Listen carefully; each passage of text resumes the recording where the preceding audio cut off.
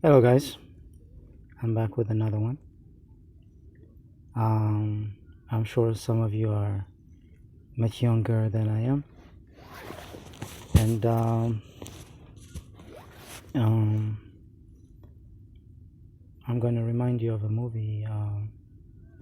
The title was "White Men Can Jump," you know, and one of the character there was a woman, and she was saying how when you lose, you really win, and when you win, you really lose. So I thought that was interesting because it's true. Sometimes when you win, you actually lose because depending on who gave the verdict, and depending on who you're competing with, sometimes by chance you can win, but deep down you know you lost.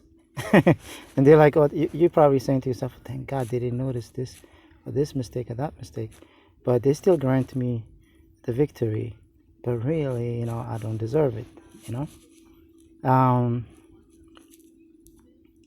sometimes you really lose, but even though you lost, deep down you know you won, you know.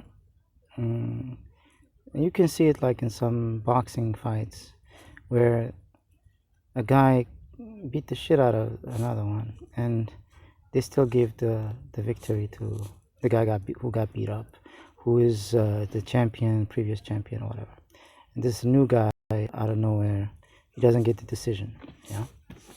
So, but deep down, the guy who won, he got beat up, and he knows he got beat up, you know.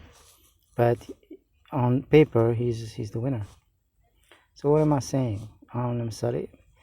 In the court case of the recently, the 18-year-old kid who went and shot, I think 2 or 3 people, and I saw the prosecutor ask him questions, and the prosecutor was so good. That's how you know that if someone's argument is good, it makes everyone uncomfortable. Yeah, especially people who don't like the truth. They start using other methods to bring that power of argument down. So, and yeah, I love court cases, and especially the defendant, the attorney, the lawyer. Even when he was making his argument, it seemed like he was fighting with the prosecutor lawyer because the prosecutor was more talented, was a better lawyer, better argument. So you kind of forget that there is a person on trial, and he's competing with the lawyer over there. So that shows you how the defendant, the lawyer, wasn't that good actually. And if you really look at the arguments he presented, they were mediocre at best. So what am I saying? So now this kid, 18 years old, he walks away with a non-guilty verdict. He feels great about himself. He feels like he won.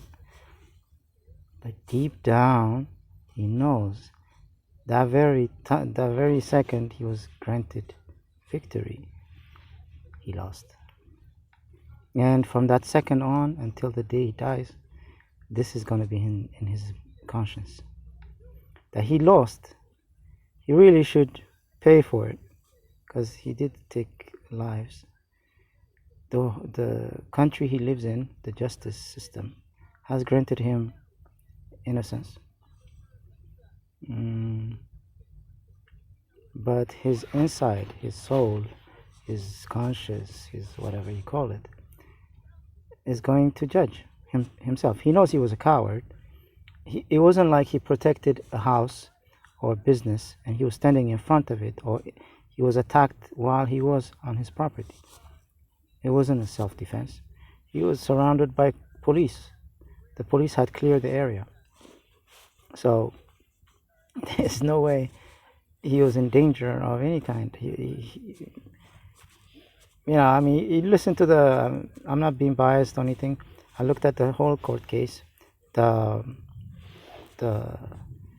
it's available on YouTube. You can watch it.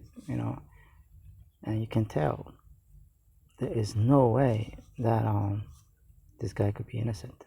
But that's what it is. So sometimes when you win, you really lose. And sometimes when you lose, you really win. Something to think about. Peace.